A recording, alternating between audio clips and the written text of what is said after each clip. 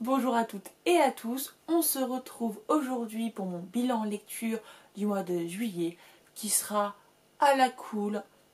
Pour l'occasion, je ne me suis pas coiffée, j'ai juste enfilé une petite robe d'été d'intérieur.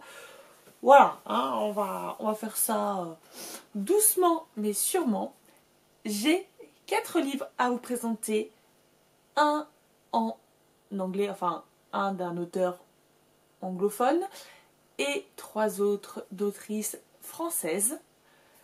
Pour le premier livre, il s'agit d'une réécriture de Pinocchio de la part de T.J. Klune qu'on ne présente plus, dans la vie des pantins, paru aux éditions de Saxus.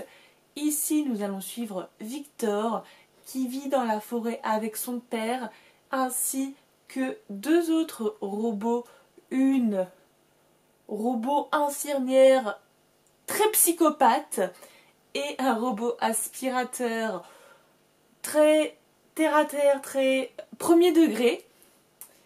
Et son père, il s'agit également d'un robot. Ici, nous sommes dans un univers dystopique, post-apocalyptique, je ne sais pas comment l'appeler, puisque les robots ont pris le contrôle de la Terre. Victor ne sait pas s'il est ou non le dernier représentant de son espèce. Et d'une certaine façon, il s'en fiche un petit peu puisqu'il est bien dans sa petite forêt avec sa famille de cœur, avec la personne qu'il a élevée. Il passe ses journées à bricoler, à créer des choses, à visiter la déchetterie interdite où il peut se faire choper par d'autres robots tarés, hein, voilà, ils sont un peu tarés. Comme dans tous les romans de T.J. Klune, vraiment ici on va avoir de la Found Family à fond. On va avoir beaucoup d'humour aussi avec ce petit trio que forment Victor et les 2 robots dont je ne prononcerai pas le nom parce que je ne sais pas comment ça se prononce, tout simplement. On va également avoir des réflexions de l'utilisation des machines par les êtres humains, de qu'est-ce qui fait de nous des humains. Ça aborde aussi un petit peu la sexualité de façon très simple, puisque Victor est lui-même asexuel. Ça parle d'amour sous toutes ses formes, l'amour familial, l'amour amical. Ça parle de trahison, ça parle de pardon, de beaux thèmes comme sait faire T.J. Klune. Mais il y a un mais. Oh, je suis accordée, dis donc. J'avais pas vu que je t'accordais avec la couverture. Il y a un mais, puisque moi, mon livre préféré de T.J. Klune, enfin la saga préférée de T.J. Klune, ce sont les contes de Verania, où il y a vraiment, c'est très parodique, c'est très horripilant, c'est très, voilà, plus de 18 ans. Et j'ai eu un problème parce que le trio Victor et ses 2 compagnons robots m'a beaucoup fait penser au trio Sam, Gary et Tiggy. Je crois que c'est ça. Désolée si j'ai oublié les noms. Et ça m'a posé problème. Je les adore, hein. Mais voir 2 fois cette façon de faire dans une histoire, ça pourrait passer. D'autant plus que c'est un peu la marque de fabrique de l'auteur de faire vraiment de super dialogues, très drôles, etc. Mais là, vraiment, c'était un peu trop. D'autant plus que dans les contes de Verania, ça pouvait passer parce que c'est une saga qui ne se prend pas du tout en sérieux. C'est what the fuck tout le temps, ça part en freestyle, enfin ça part n'importe comment cette histoire, c'est du n'importe quoi cette histoire. Ça part tout le temps en vrille.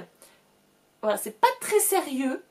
Donc on pardonne plus parce qu'on sait dans quoi on met les pieds. Alors qu'ici, c'est quand même une histoire assez dure par moments. Et ce côté un peu... Alors l'humour ne me dérange pas, mais retrouver un peu ce côté de Sam avec Victor. Bon, c'est pas du tout les mêmes personnages, heureusement, parce que Sam c'est... Bref, je m'égare. Mais ça m'a dérangé de retrouver un peu...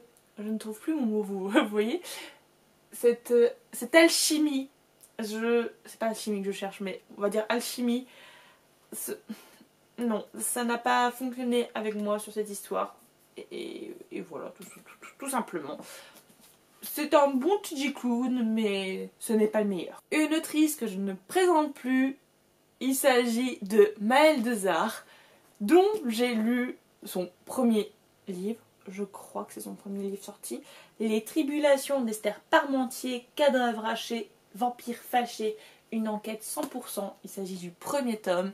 C'est un urban fantasy avec une enquête. Et qu'est-ce que c'était drôle! Mais vraiment, voilà, je crois l'avoir déjà dit, mais Maëlle est ce genre d'autrice qui fait que maintenant je lirai tous ses livres. Mais vraiment tous. Elle a une plume que j'adore, mordante, piquante, un peu à la... un peu comme ses héroïnes.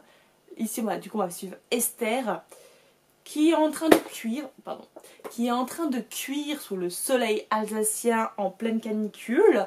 Pour ceux qui ne connaissent pas les étés alsaciens, vraiment, on est dans une cuve, donc il fait super chaud. Donc Esther est en train de se prendre la canicule en plein dans la tête, dans sa tronche, dans ce que vous voulez. Et elle va découvrir qu'elle est une sorcière, mais une sorcière avec vraiment très peu de pouvoir. Normalement, les sorcières, c'est de... on met leur échelle de pouvoir de 0 à 100. Esther est à 2. Voilà, pour vous dire un petit peu comme... c'est une sorcière, mais en même temps, elle sait quasiment rien faire. Elle va être prise dans l'agence, je ne sais plus le nom, bon, dans une agence où il y a d'autres êtres comme surnaturels comme elle, enfin avec un vampire, avec un fantôme, avec plein d'autres créatures. Et elle va devoir mener l'enquête sur la disparition d'adolescents. Vendu comme ça, voilà, c'est une sorte banale, hein. Enfin banal, non, ce n'est pas banal d'avoir un vampire comme coéquipier, ce n'est pas banal, mais ici on a du Maëlle Dezard. Donc comme je le dis, c'est extrêmement drôle, j'adore les personnages, j'ai adoré les répliques, ça se lit tellement facilement, tellement rapidement, je l'ai bouffé en une journée, vraiment je me suis régalée. Et là j'attends qu'une chose, c'est que le deuxième aussi sorte en poche, donc je vais prendre mon mal en patience parce qu'il sort, il me semble, en octobre. Alors je sais, les grands formats sont déjà sortis, mais on m'a offert le petit format, donc il faut que je continue avec le petit format. On va prendre son mal en patience, mais vraiment celui-ci, si vous avez aimé n'importe quel livre de Maëlle Dezard, allez-y. Mais excusez-moi, ce sont les autres livres qui se font la malle. Lisez-le, il est extrêmement bien, il est rafraîchissant, même si ça se passe sous la canicule. Alors, je ne sais plus quel livre j'ai lu après Esther. Je crois que c'est La Clé des Champs. Non, c'était pas La Clé des Champs. Du coup, j'ai lu après Esther Parmentier Tiziri, le choix d'Astar, le premier tome de Alexiane Delis.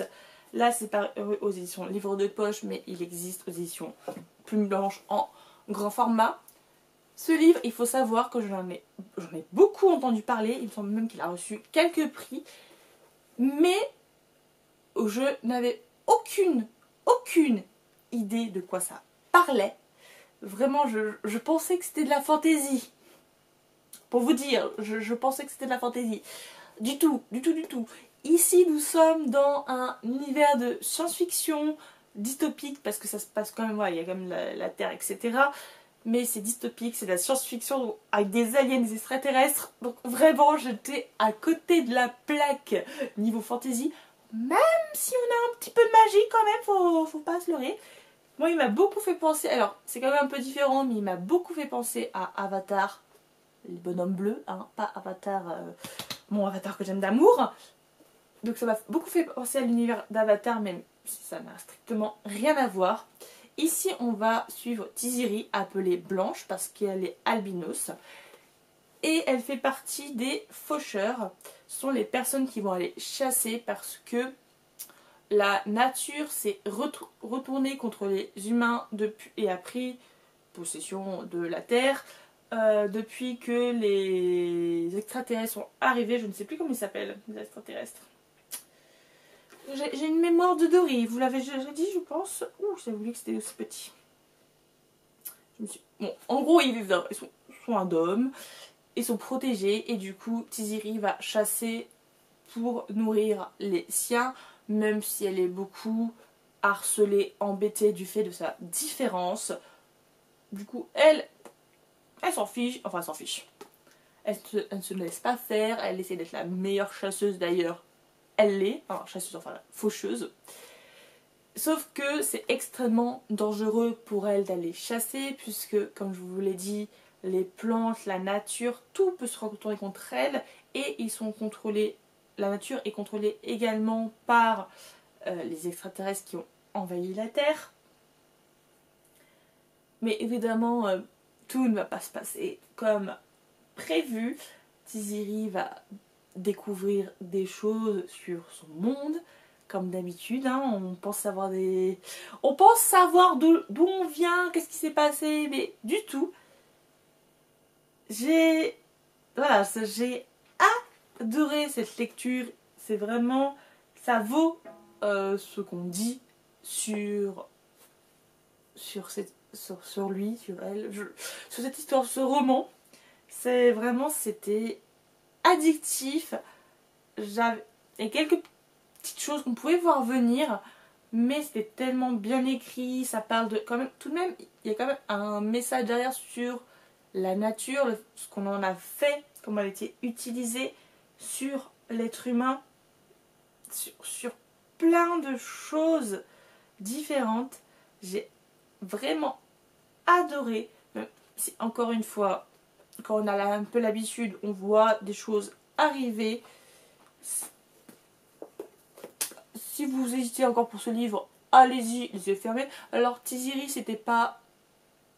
Je me suis pas trop accrochée... Oh, je suis basse à chaque fois, faut que je me tienne droite. Je ne me suis pas trop accrochée aux personnages, mais ça, c'est mon problème. Les personnages forts, badass, ce n'est pas du tout mon truc. Je n'arrive pas forcément à m'attacher à eux ou à elles. Je préfère encore 1000 fois des personnages comme Esther ou des personnages comme Victor. Donc je ne me suis pas forcément accrochée à Tiziri. Hein. Si lui arrive quelque chose, je n'en aurais, je pense, rien à faire. Mais il y a un truc, on croit vraiment aux relations entre les personnages, on croit au dialogue, on croit en tout. Pour moi, c'est ce qui est le plus important. Voilà. C'est pas un coup de cœur parce que je me suis pas attachée au personnage, mais vraiment, il vaut le détour. Et je sors les rames parce que je galère. Ça fait quoi, 1 mois que j'ai pas pris la caméra. Et j'ai du mal, hein. Je m'excuse, hein, parce que je pense que cette vidéo est...